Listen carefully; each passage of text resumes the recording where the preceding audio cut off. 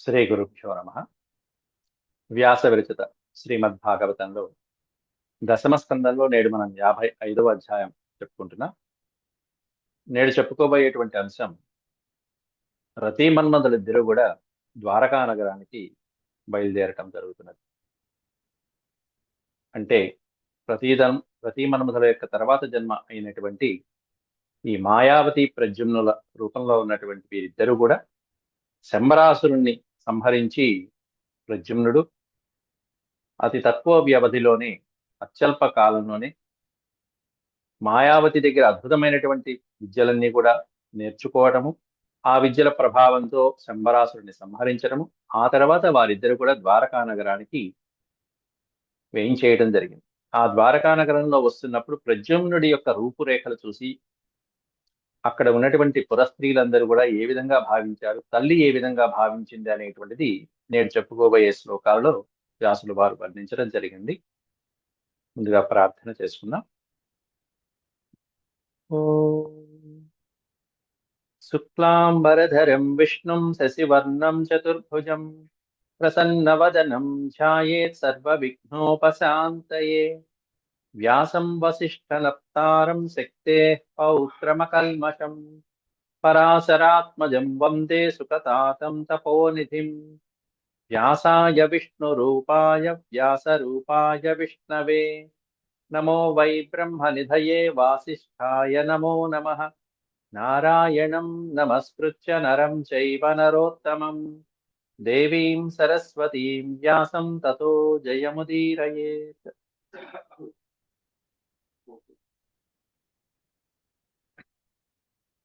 దశమ స్కందం 55వ అధ్యాయం.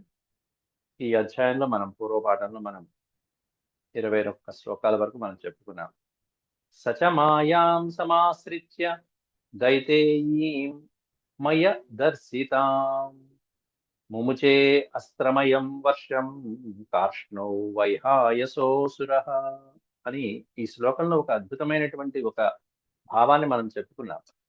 ఏంటంటే, ఈ అసురులకి, దానవులకి అందరికీ కూడా మాయా విద్యలని అందించినటువంటి వాడు ఎవరు అనేటువంటిది ఇచ్చారు ఇక్కడ. మయదర్శితాం అన్నాడు. మయుడి చేత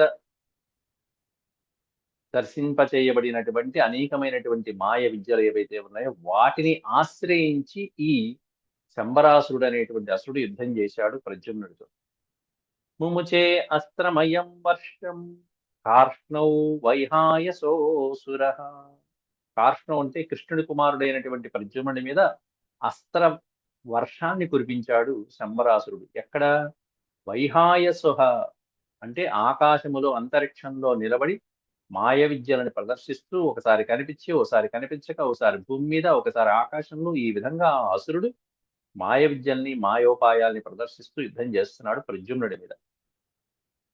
బాధ్యమానోస్త్రవర్షీణ రౌక్మిణీయో మహారథః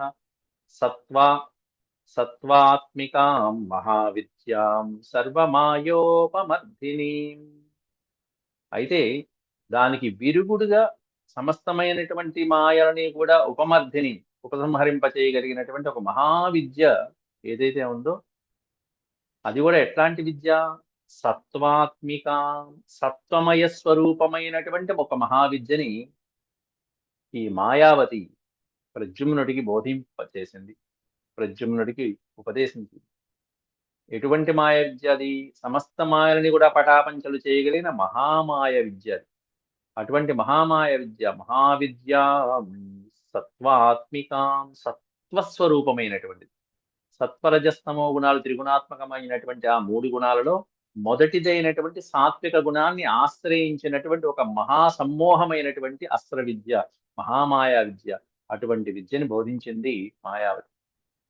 ఆ విద్యను ప్రదర్శించి ఈ ప్రద్యుమ్నుడు శంబరాసుడిపై విజయం సాధించాడు. బాధ్యమానో అస్త్రవర్షేణ, ఆ శంబరాసుడు ప్రయోగించినటువంటి సమస్తమైనటువంటి అస్త్రాల యొక్క వర్షాలని కూడా రౌక్మిణీయో మహారథ, రుక్మిణీతనయుడైనటువంటి మహారథుడైనటువంటి ఈ ప్రద్యుమ్నుడు వాడు ప్రయోగించిన సమస్త మాయలని ఇదిగో ఈ సత్వాత్మకమైనటువంటి మహావిద్య అయినటువంటి సమ్మోహన విద్య ద్వారా పటాపంచలు చేశాడు.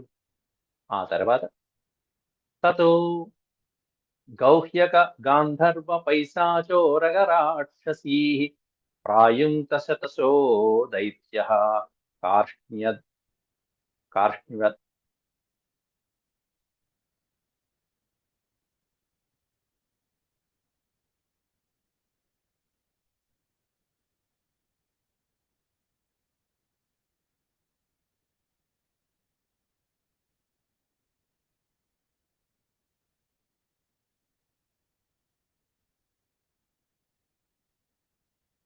ప్రాయుంత శతశో దైత్య కార్ష్ణిర్వ్యధమయత్సత. కార్ష్ణి అంటే కృష్ణుడి కుమారుడైనటువంటి ఆ ప్రద్యుమ్నుడు. కార్ష్ణి వ్యధమయత్సత, ఎంతో బాధించాయి. అనేక రకాలైనటువంటి మాయోపాయాలు, రాక్షసోపాయాలు అన్ని కూడా శంబరాసుడు ప్రయోగిస్తున్నాడు అక్కడ. గుహ్యక గాంధర్వ పైశాచ ఉరగ రాక్షసీ, ఈ రకరకాలైనటువంటి వీళ్ళందరూ గుహ్యకులు, గాంధర్వులు, పిశాచులు, ఉరగ పన్నగములు, రాక్షసీ జాతి మొదలైనటువంటి వాళ్ళు ఎవరైతే ఉన్నారో అటువంటి గంధర్వాది మాయలన్నిటినీ ప్రయోగిస్తూ ఉన్నాడు ఆ అసురుడు. ఆ ప్రయోగించినటువంటి ఆ రాక్షస మాయల్ని, వందలాదిగా ప్రయోగించినటువంటి ఆ రాక్షస మాయల్ని ప్రద్యుమ్నుడు కాస్త వాటి రెండింటినీ వమ్ముగావించాడు. ప్రాయింత శతశో దైత్య, దైత్యుడు ఆ అసురుడు శంబరాసుడు వందలాది విద్యల్ని ప్రయోగిస్తూ ఉంటే ఒక పక్కన ప్రద్యుమ్నుడు కాస్త కార్ష్ణి వ్యధమయత్ సతా, వ్యధమయత్ వాటినన్నిటినీ వమ్ము చేశాడు. మొత్తం అంత సమస్తమైనటువంటి వాటిని వమ్ము చేసి ఆ తర్వాత ప్రద్యుమ్నుడు ఇక అందుకున్నాడు. తతో గౌహ్యక గాంధర్వ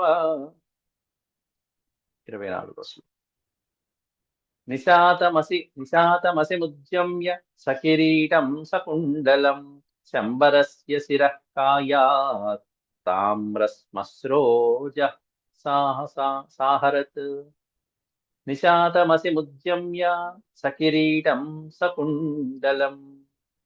వెంటనే ఒక మహాఖడ్గాన్ని చేతిలో పట్టుకుని ప్రద్యుమ్నుడు వాడి అయినటువంటి ఆ కత్తితో ఆ శంబరాసురుడి యొక్క కిరీటాన్ని, కుండలాలని, ఆ రాగి వన్నె కలిగినటువంటి భయంకరమైనటువంటి మీసాలతో ఉన్నటువంటి ఆ శంబరాసురుడి యొక్క శిరస్సుని వాడి యొక్క కాయం నుండి, కాయాత్ వాడి మొండల నుండి ఒక్కసారిగా విభజించి పారేశాడు, వేరు చేశాడు. నిశాతం అసి, అసి అంటే ఖడ్గము. నిశాతం అసి, పదునైనటువంటి వాడి అయినటువంటి ఖడ్గాన్ని తీసుకుని ఉద్యమ్య స కిరీటం సకుండలం శంబరస్య శిరః కాయాత్, కిరీట కుండలాలతో పాటుగా ఉన్నటువంటి ఆ శంబరాసుడి యొక్క శిరస్సుని వాడి యొక్క కాయము నుండి ఒక్కసారిగా కాయాత్ తామ్ర శ్మశ్రు అనే పదానికి అర్థం మీసములు, గడ్డములు ఎలా ఉన్నాయి వాడివన్నీ అంటే వెంట్రుకలన్నీ కూడా తామ్ర వర్ణంతో ఉన్నాయట. ఎర్రటి వర్ణంతో ఉన్నటువంటి, రాగి వర్ణంతో ఉన్నటువంటి భయంకరమైన మీసాలతో ఉన్నటువంటి వాడిని కాస్త ఒక్కసారిగా సంహరించి పారేశాడు ప్రద్యుమ్నుడు. ఆకీర్యమాణో దివిజైః స్తువద్భిః కుసుమోత్కరైః భార్యయాం పురం నీతో విహాయస. ఆకీర్యమాణః దివిజైః, దివి దివిజైః.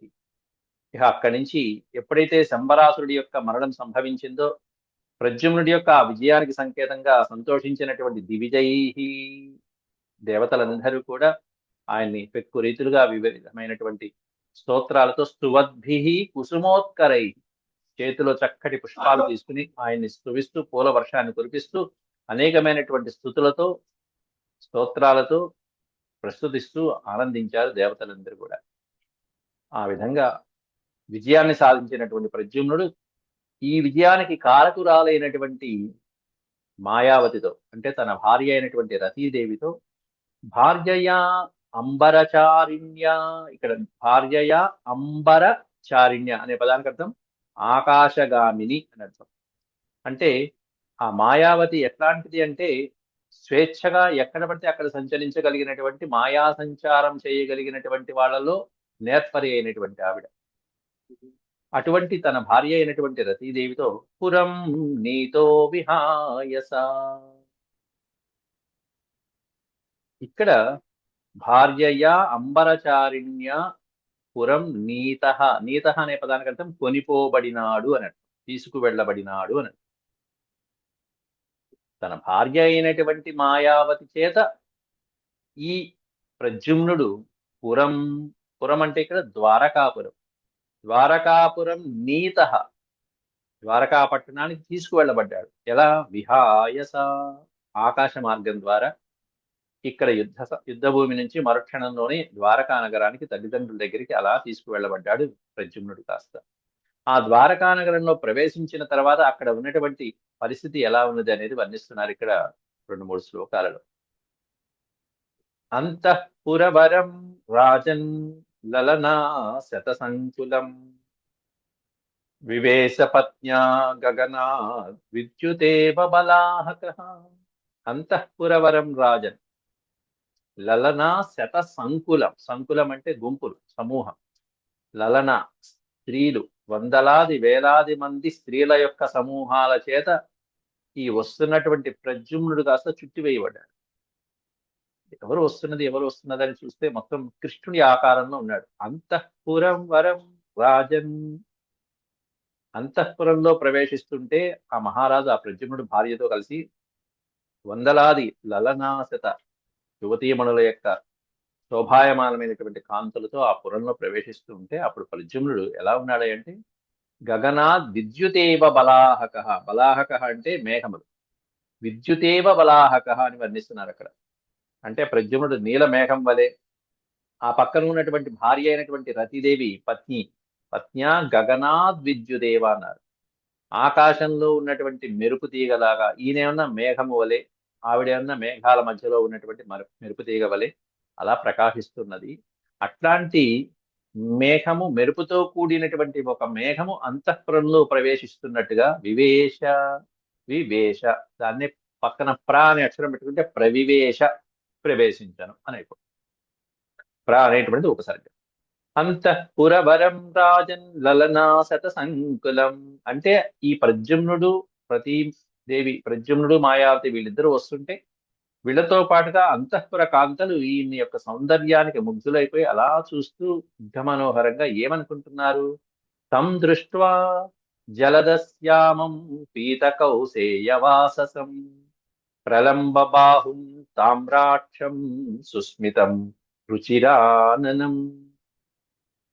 జలద శ్యామం, శ్యామము అంటే నల్లనివాడు, జలద శ్యామం, జలద అంటే నీటిని ఇచ్చేటువంటిది అంటే మేఘం. ఆ నీటిని ఇచ్చేటువంటి మేఘవర్ణంతో అలా ఒప్పుతున్నటువంటి, ప్రకాశిస్తూ ఉన్నటువంటి ఆ ప్రద్యుమ్నుడు పీత కౌసేయవాససం, పచ్చని పట్టు వస్త్రాలను ధరించి, పీతాంబరాలను ధరించి ఎంతో ఉత్సాహంగా శోభాయమానంగా ప్రవేశిస్తున్నాడు. అటువంటి ఆ ప్రద్యుమ్నుని దృష్ట్వా, తం దృష్ట్వా, అటువంటి ప్రద్యుమ్నుని ఈ అంతఃపుర కాంతలందరూ చూసి అంత పట్టు పీతాంబరాలు, పోని వర్ణం చూద్దామా అన్నా కూడా కృష్ణుడి వర్ణమే, నీలమేఘ ఛాయతో ప్రకాశిస్తున్నాడు. పక్కన జలద శ్యామం, జలద, దాని అక్షరానికి ఇచ్చేది, జలద అంటే నీటిని ఇచ్చేది. అట్లాంటి మేఘవర్ణంతో ఒప్పుతున్నటువంటి వాడు, పట్టు పీతాంబరాలు ధరించిన వాడు, ప్రలంబ బాహుం, లంబ అంటే దీర్ఘమైన, పొడుగైన అని అర్థం. ప్రలంబ బాహుం అత్యంత దీర్ఘమైనటువంటి ఆజానుబాహుడైనటువంటి వాడు, తామ్రాక్షం అరవింద నేత్రముల వంటి తామ్ర అక్షి కన్నులు కలిగినటువంటి వాడు. అట్లాంటి చక్కటి ఆజానుబాహుడు, అందమైనటువంటి వర్చస్సు, అలాగే చక్కగా అలంకృతమైనటువంటి అరవిందం వలె ఉన్నటువంటి చక్కటి కన్నులు, తామ్రవర్ణంతో శోభిల్లుతూ ఉన్నాయి ఓ పక్కన కన్నులు. సుస్మితం చక్కటి చిరునవ్వుతో ఉన్నాడు. ఆననము అంటే ముఖం, రుచిర ఆననం, రుచి, సుందరమైనటువంటి అందమైనటువంటి ముఖము కలిగినటువంటి వాడు, మంచి మందహాసము కలిగినటువంటి వాడు, ఎర్రటి నేత్రములు కలిగినటువంటి వాడు అని అర్థం. కన్నులు ఎట్లా ఉన్నాయంటే తామ్రవర్ణంతో, తామ్రాక్షం, పద్మపత్రేక్షం, ఆ పద్మపత్రములు ఎలా అయితే ఎర్రగా ఉంటాయో అట్లాంటి కన్నులు కలిగినటువంటి వాడు, దీర్ఘ బాహువులు కలిగినటువంటి వాడు, పట్టు వస్త్రాన్ని కలిగినటువంటి వాడు. అట్లాంటి ప్రద్యుమ్నుణ్ణి అంతఃపుర కాంతలందరూ దృష్ట్వా చూసి ఏమనుకుంటున్నారు? స్వలంకృత ముఖాంభోజం నీలవక్రాలకాలిభిః కృష్ణం మత్వా స్త్రియో ప్రీత నిలిల్యుస్తత్ర తత్రః. స్వలంకృత ముఖాంభోజం నీలవక్రాలకాలిభిః. స్వ అలంకృత, స్వలంకృత ముఖాంభోజం. అందమైనటువంటి ఆ తామరవర్ణంతో, ఆ దరహాసంతో ఉన్నటువంటి ఈ ప్రద్యుమ్నుడిని చూశారు. ఓ పక్కనే ఉన్న కన్నులు తామరవర్ణంతో ఉన్నాయి, దరహాసము, పాల భాగాన ఒప్పులుతున్నటువంటి చక్కటి నల్లటి ముంగురులు తుమ్మెద వలె అలంకారప్రాయంగా ఉన్నాయట. ముఖాంబోజం, ముఖం అనేటువంటి పద్మం, ముఖాంబోజం. స్వలంకృత ముఖాంబోజం నీల వక్రాల కాలిభి. నల్లటి ఆ ముంగురులు అలా మీద పడుతూ ఉంటే ఎట్లా ఉంది అంటే, ఆ ముఖం మీద ఆ నీలమైనటువంటి నల్లటి ముంగురులు పడుతుంటే ఆ తుమ్మెదలు అనేటువంటివి అలా అలా అలా తళుకు తళుకుమని ప్రకాశిస్తున్న మేఘాల మధ్యలో అన్నట్టుగా, అట్లా నల్లటి మేఘం ఓ పక్కన ఆయన నీలమేఘ ఛాయలో ఉంటే, ఈ నల్లటి ముంగురులు ఇంకాస్త ఆ నల్లగా ఉన్నటువంటి మబ్బుల దగ్గర ప్రకాశిస్తూ అటు ఇటు తిరుగుతూ ఉన్నటువంటి తుమ్మెదల వలె ఉన్నాయి. కృష్ణం మత్వా స్త్రియో హ్రీత. కృష్ణం మత్వ, అక్కడ ఉన్నటువంటి స్త్రీలందరూ కూడా మత్వ, భావించుట. ఏమని భావించారంటే, వస్తున్నటువంటి వాడు ఏమన్నా కృష్ణుడా? ఆ మహాత్ముని తిలకించడంతోనే, చూడటంతోనే స్త్రీలందరూ కూడా, ఆ తరుణీమణులందరూ కూడా కృష్ణునిగా భావించారు. భావించి ఒక్క క్షణకాలం పాటు హ్రీత, హ్రీ అంటే సిగ్గు అని అర్థం. హ్రీత, సిగ్గుపడుతూ ఓ పక్కన, అయ్యి కృష్ణుడు చూసావే, కృష్ణుడు ఇక్కడే ఉన్నాడే, కృష్ణుడు ఇక్కడే ఉన్నాడు అని చెప్పి నిలిల్యు తత్ర తత్ర, తత్ర తత్ర, అటు ఇటు ఇటు అటు ఒక్కసారిగా అటు ఇటు పరిగెత్తి పరిగెత్తి చివరికి అటు ఇటు కృష్ణుడు ఇక్కడే ఉన్నాడని చెప్పి ఒక పక్కన సిగ్గు, కృష్ణుని చూశానని చెప్పి మరో సిగ్గు, ఈ విధమైన ఒక్కొక్కరికి ఒక రకమైనటువంటి భావనతో కాలు నిలవక అటు ఇటు పరిగెడుతున్నారు చంచలంగా. అవధార్య, కానీ మరొక్క కాలం పాటు ఒక్కసారి జాగ్రత్త పరికించి చూశారు, నిశితంగా పరిశీలించి చూశారు. కృష్ణుడేనా ఇతను? అవధార్య శనైరీష,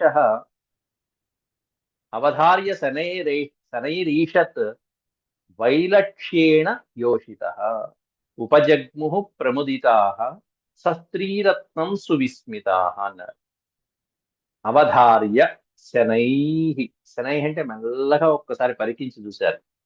కృష్ణుడేనా, కృష్ణుడు ఇట్లా ఉన్నాడా, కృష్ణుడు ఇక్కడ ఉన్నాడే అని చెప్పి శనై అవధార్య ఈషత్ వైలక్షణ్యే, వైలక్షణం అంటే విలక్షణంగా ఉండడం, కృష్ణుడి కంటే భిన్నంగా ఉండడం. కృష్ణుడి కంటే భిన్నంగా ఉన్నటువంటి సంకేతాలు ఏవైతే ఉన్నాయో వాటిని గమనించారు. ఎవరికి ఉండనటువంటివి కృష్ణుడిలో మాత్రమే ఉన్నటువంటివి ఏమిటి, వాటిని గమనించారు. అంటే వక్షస్థలం మీద ఉన్నటువంటి ఆ శ్రీవత్సం అనేటువంటి చిహ్నము మొదలైనటువంటివి ఏవైతే ఉంటే అది ఈయనకి లేకుండా ఉండటాన్ని గమనించారు. అలా విలక్షణంగా ఉండటాన్ని గమనించినటువంటి యోషిత స్త్రీలు ఉపజగ్ము ప్రముదితా, ఉపజగ్ము ప్రముదితా, ఉపజగ్ము, ప్రముదిత అంటే ఎంతో ఆనందంతో, ఈ వక్షస్థలం మీద శ్రీవత్సం లేదు కానీ చూడటానికి ఏమన్నా శ్రీకృష్ణుడిలా ఉన్నాడు, ఎంత మోసపోయాం మనం, అచ్చం శ్రీకృష్ణుడిలా ఉన్నాడే. కాబట్టి ఆ కారణంగా ఇతడు కృష్ణుడు కాదు అని చెప్పి నిశ్చయించుకుని వారి ఆశ్చర్యంతో ఆనందంతో చక్కగా చిరునవ్వు నవ్వుతూ ఆ పిల్లవాడిని అక్కడ, ఆ ప్రద్యుమ్నుని, అది కూడా పక్కనే స్త్రీరత్నం కూడా ఉంది, రతీదేవితో కూడి ఉన్నటువంటి ఆ ప్రద్యుమ్నుని సమీపించారు. ఉపజగ్ము అంటే సమీపించుట. ప్రముదిత సస్త్రీరత్నం సువిస్మిత, సస్త్రీరత్నం అంటే స్త్రీరత్నంతో కూడుకుని ఉన్నటువంటి ఆ ప్రద్యుమ్నుని సువిస్మిత, ఎంతో సంతోషంగా చిరునవ్వు చిందిస్తూ వాళ్ళందరూ కూడా సమీపించారు ప్రద్యుమ్నుని. అథ తత్రాసితాపాంగీ వైదర్భీ వల్గుభాషిణీ అస్మరత్ స్వసుతం నష్టం స్నేహస్నుతపయోధర. అథ తత్రాసితాపాంగి వైదర్భీ వల్గుభాషిణి, నల్లటి క్రిగంటి చూపులతో శోభిల్లుతున్నటువంటి ఆ మధుర భాషిణి అయినటువంటి రుక్మిణీదేవి, వల్గుభాషిణి మధుర భాషిణి వైదర్భి రుక్మిణి, విదర్భ రాజకుమార్తె అయినటువంటి రుక్మిణీదేవి. అట్లాంటి ఆవిడ ఒక్కసారిగా ఈ పిల్లవాడిని చూసి, చూడటంతోనే ఆవిడకి ఏం జరిగిందంటే స్నేహ స్నుతపయోధర,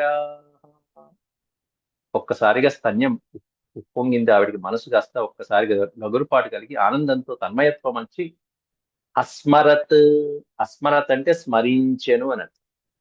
అస్మరత్ స్వసుతం నష్టం, నష్టం స్వసుతం, తాను కోల్పోయినటువంటి తన కుమారుణ్ణి ఒక్కసారిగా గుర్తు చేసుకుని ఈ పిల్లవాడిని చూసేటప్పటికి ఆ పిల్లవాడు గుర్తొచ్చి స్నేహస్నుత, స్నేహస్నుతం అంటే స్నేహం అంటే అనురాగముతో ఒక్కసారిగా ఆప్యాయతతో తన కన్న బిడ్డని ఒక్కసారిగా హృదయానికి దగ్గర చేసుకున్నట్టుగా భావించుకుని స్మృత పయోధర, ఆవిడ కాస్త ఒక్కసారిగా స్తన్యం ఇవ్వడానికి సిద్ధంగా ఉన్నట్టుగా చక్కగా ఆవిడ ఎంతో ఆనందించింది. బిడ్డని చూసుకున్నంత ఆనందంతో మురిసిపోయింది ఆ తల్లి రుక్మిణీదేవి. చూడంగానే ఎవరా అనుకుంది ఒక్కసారిగా. కోన్వయం నర వైఢూర్య, వైడూర్య వైడూర్య, ఏదైనా పర్వాలేదు. కోన్వయం నర వైఢూర్య కస్య వా కమలే క్షణః ధృతః కయా వా జఠరే కేయం లద్వా త్వనేన వా. కో అన్వయం, కోన్వయం, అన్వయం అనే పదానికి అర్థం వంశము అని అర్థం. ఈ పిల్లవాడు ఏ వంశంలో పుట్టినటువంటి వాడు, ఏ ఇంటి వాడు, ఏ గోత్రం వాడు, ఎవరై ఉంటాడబ్బా. నర వైఢూర్య, నరుడు అంటే తెలిసిన పదమే మీకు. నర వైఢూర్య అని చెప్పి అక్కడ అన్నారు. అంటే నర శిరోమణి అని అర్థం. నరుడు, అందులో యువకుడైనటువంటి వాడు, ఆ యు- మంచి వయసులో ఉన్నటువంటి ఆ వయసులో ఉన్నటువంటి ఈ పిల్లవాడు ఏ వంశానికి చెందినటువంటి వాడు, ఎవరి వాడై ఉంటాడు, ఎవరై ఉంటాడు. కస్యవా కమలేక్షణ, కమల ఈక్షణ, కమల నయనుడైనటువంటి వాడు ఈ పిల్లవాడు ఎవరి కుమారుడై ఉంటాడు. కస్య కుమార, కస్య పుత్ర, ఏష కమలేక్షణ, ధృత కయా వా జఠరే కేయం లబ్ధా తు అనేన వా. అట్లాంటి ఈ పిల్లవాడు, ఇతన్ని కన్నటువంటి ఆ బంగారు తల్లి, భాగ్యశాలిని అయినటువంటి ఆ బంగారు తల్లి కయావా జఠరే, ఎవరి గర్భంలో ఈ పిల్లవాడు జన్మించాడో కదా, ఎలా జన్మించాడో, ఎక్కడ జన్మించాడో కదా అని చెప్పి ఆ కమలనయనుడైనటువంటి ఆ పిల్లవాడు కన్న తల్లి భాగ్యశాలిగా సంబోధించుకుంటూ, ఇతన్ని పతిగా పొందినటువంటి ఈ సౌభాగ్యవతి ఎవరో కదా. కేయం లబ్ధవ, కేయం అనే పదాన్ని గుర్తిస్తే కా ఇయం, ఇయం కా పక్కన ఉన్నటువంటి ఈ స్త్రీ ఎవరు. అప్పుడే ఇతను స్త్రీతో కూడి వస్తున్నాడు అంటే అప్పటికే పెళ్లి అయిపోయింది, పెళ్లి చేస్తుంది అంటే కోడల్ని కూడా తీసుకుని వచ్చేస్తున్నాడు అక్కడ తల్లి దగ్గరికి. ఇక వివాహం చేయవలసిన అవసరం లేదు, సంబంధాలు వెతకాల్సిన అవసరమూ లేదు. పిల్లవాడు కనిపించకుండా వెళ్ళిపోయినటువంటి ఆ పిల్లవాడు కన్యాకారత్నంతో కూడి వచ్చేస్తున్నాడు, కోడల్ని కూడా తీసుకొస్తున్నాడు. కాబట్టి ఇంత అందగాన్ని పొందినటువంటి ఆ స్త్రీ రత్నం ఎవరు. కేయం లబ్ధాతు అనేన వా, అనేన లబ్ధ, ఇతన్ని పొందినటువంటి ఆ అమ్మాయి ఎవరు పక్కన. కా ఇయం, ఆ స్త్రీ ఎవరబ్బా, ఆ సౌభాగ్యవతి ఎవరు అని చెప్పి చూస్తూ ఉంటే, ఆ లక్షణాలన్నీ చూస్తూ ఉంటే ఎలా ఉంది ఆవిడికి, రుక్మిణీదేవి కంటే. మమ చాప్యాత్మజో నష్టో నీతో యః సూతికా గృహాత్ ఏతత్తుల్యవయో రూపో యది జీవతి కుత్రచిత్. మమ చ అపి ఆత్మజ నష్ట, ఆత్మజ అంటే నా ఆత్మతో పుట్టినటువంటి వాడు ఎవరైతే నష్టమైపోయినటువంటి వాడున్నాడో, అంతేకాకుండా యహ సూతికా గృహాత్ నీత, సూతికా గృహాత్ అనే పదం ఉంది చూసారా అక్కడ. అంటే ఇంకా పురిడి గృహంలోంచి 10వ రోజే వెళ్ళిపోయాడు కాబట్టి ఇంకా పురుడు కూడా నిండిలా. ఆ పురిటి గృహం నుంచి ఎవరైతే తప్పిపోయాడో, ఎవరైతే రాక్షసుడి చేత కొనిపోబడ్డాడో, నీత, కొనిపోబడ్డాడు. ఈ నీత అనే పదం పైన కూడా వచ్చింది. అట్లాంటి ఆ బాలుడు, నా ఆత్మజుడైనటువంటి నా కుమారుడు, కనిపించకుండా వెళ్ళిపోయినటువంటి నా కుమారుడు వలె ఇతరున్నాడు. ఏతత్తుల్య అని పదం పెట్టారు ఇక్కడ. ఏతత్తుల్య, తుల్య అంటే సమానమైనటువంటి. ఏతత్తుల్య వయో రూప, అట్లాంటి కనిపించకుండా పోయినటువంటి నా పిల్లవాడితో వయస్సులోనూ రూపంలోనూ ఇతడు సమానంగా ఉన్నాడు అని చెప్పి భావించింది తల్లి రుక్మిణీదేవి. ఏతత్తుల్య వయో రూపో యది జీవతి కుత్రచిత్, యది జీవతి కుత్రచిత్ అంటూ, ఒకవేళ ఒక చోట ఎక్కడైనా సరే నా పిల్లవాడు బతికి ఉన్నట్లయితే ఇదే విధమైనటువంటి రూపంలో, ఇదే వయస్సులో, ఇదే వర్చస్సుతో ఉండేవాడు అని చెప్పి భావించుకునేది రుక్మిణీదేవి. సమానమైనటువంటి వర్చస్సు, రూపము, గుణాలు ఆ విధంగా ఉన్నాయి ఈ పిల్లవాడిలో కూడా. కాబట్టి నా పిల్లవాడు కనుక ఇక్కడే ఎక్కడైనా ఉండి ఉంటే కనుక, ఎక్కడో చోట ఉండి ఉంటే, బతికి ఉండొచ్చో, ఇది జీవతి అంటే జీవించి ఉన్నట్లయితే, కుత్రచిత్ ఎక్కడో చోట జీవించి ఉన్నట్లయితే, ఏతత్తుల్య ఇతనితో సమానంగా ఉంటాడు. అది కథం త్వనేన సంప్రాప్తం సారూప్యం శార్గధన్వనః ఆకృత్య వయవైర్గత్యా స్వరహసా స్వరహ స్వరహాసావలోకనైః స్వరహ స్వరహాసావలోకనైః స్వరహాస అవలోకనైః ప్రతిష్ఠిత స్వరము గాని చిరునవ్వు గాని అవలోకనము గాని స్వరహాసావలోకనైః కథం తు అనేన సంప్రాప్తం అచ్చం శార్గధన్వన అంటే శ్రీకృష్ణ పరమాత్మ, శ్రీ మహావిష్ణువు రూపమైనటువంటి శ్రీకృష్ణ పరమాత్ముడితో సమానమైనటువంటి సారూప్యాన్ని పొందినటువంటి ఈ పిల్లవాడు ఎవరై ఉంటాడు? ఇతనికి ఇంత రూపం సారూప్యం ఎలా వచ్చింది? కథంతు అనేన సంప్రాప్తం, ఇతనికి అనేన అంటే ఇతని చేత ఈ రూపం సంప్రాప్తించబడింది. ఎలా సంప్రాప్తించబడింది? ఈ కృష్ణ పరమాత్ముడి యొక్క రూపురేఖలు, ఛాయ, వర్చస్సు, అచ్చం పోలికలు కూడా సమానంగా ఉన్నాయి. అటువంటి సారూప్యము ఇతనికి ఎలా ప్రాప్తించింది? అకృత్య వయవైర్గత్య, ఆకృత్య ఆకృత్య కాదు ఆకృత్య ఆకృతి యందు ఆకారమునందు గాని ఆ కృష్ణ పరమాత్ముడి చిన్న వయసులో ఎలా ఉండేవాడో అలాగే ఉండేవాడా అన్నట్టుగా ఉంది. వయవైర్గత్యా, ఆ పోలికలు గాని గుణాలు గాని గమనము గాని మొదలైనటువంటివన్నీ కృష్ణుడినే పోలి ఉన్నాయట. అవయవ సౌందర్యము గాని చిన్నారి యొక్క అద్భుతమైనటువంటి ఆకృతి, అవయవ సౌందర్యము, ఆకృత్యావయవ ఆకృత్యావయవైర్గత్యా, అవయవములు, అవయవ సౌందర్యములు, సౌష్ఠవములు, గమనము, గత్య అంటే గమనము, నడక తీరు మొదలైనటువంటివి. అలాగే చక్కటి మధురమైనటువంటి కంఠము, స్వరము, హాసము, చిరునవ్వు, అవలోకనములు, చూపులు. ఈ చూపులు, మధురమైనటువంటి చక్కటి కంఠస్వరము, చూడముచ్చటైనటువంటి ఆ దరహాసము, ఇవన్నీ కూడా కమనీయమైనటువంటి నా భర్త అయినటువంటి శ్రీకృష్ణ పరమాత్ముడితో పోలి ఉన్నాయి. కాబట్టి కారణం ఏమై ఉంటుందా అని చెప్పి రుక్మిణీదేవి భావిస్తూ ఉన్నది అక్కడ.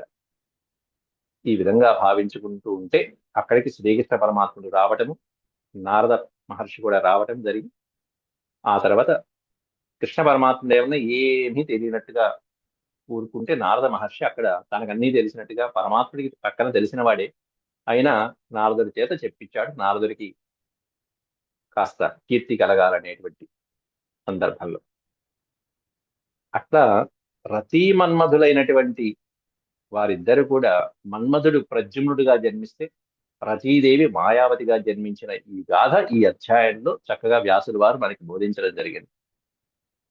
ఆ వస్తున్నటువంటి తీరు కూడా అద్భుతమైనటువంటి చిలక వాహనంతో వస్తారు. ఎప్పుడు కూడా మన్మధుడి యొక్క వాహనం చిలక. మనకి ఎప్పుడు కూడా దేవతలు మొదలైనటువంటి వాళ్ళందరూ కూడా పక్షుల్ని, జంతువుల్ని వాహనాలుగా కలిగి ఉంటారు. కాకిని వాహనంగా కలిగి ఉంటారు, లేకపోతే ఎలుకని వాహనంగా కలిగినటువంటి వాళ్ళు, నెమల్ని వాహనంగా కలిగినటువంటి వాళ్ళు. ఇక్కడ ఈయన మన్మధుడికి చిలక వాహనం. విల్లేమన్నా ధనస్సు విల్లు, బాణాలు ఏమన్నా పుష్ప బాణాలు. ఈ విధమైనటువంటి ఆకారంతో ఉండేటువంటి ఆయుధాలు గాని, వాహనాలు గాని కలిగినటువంటి వాడు.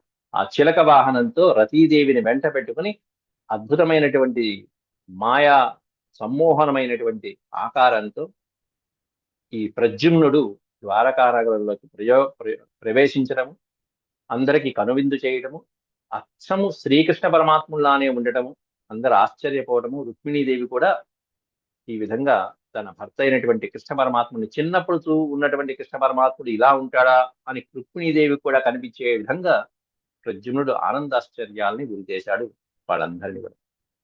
ఆ తర్వాత శ్లోకాలు రేపటి పాఠంలో మనం చెప్పుకున్నాం. అంతవరకు సెలవు. ఓం శాంతి శాంతి శాంతి. యదక్షర పద భ్రష్టం మాత్రాహీనం చ యద్భవేత్ తత్సర్వం క్షమ్యతాం దేవనారాయణ నమోస్తుతే. సర్వం శ్రీకృష్ణార్పణమస్తు. హరి ఓం.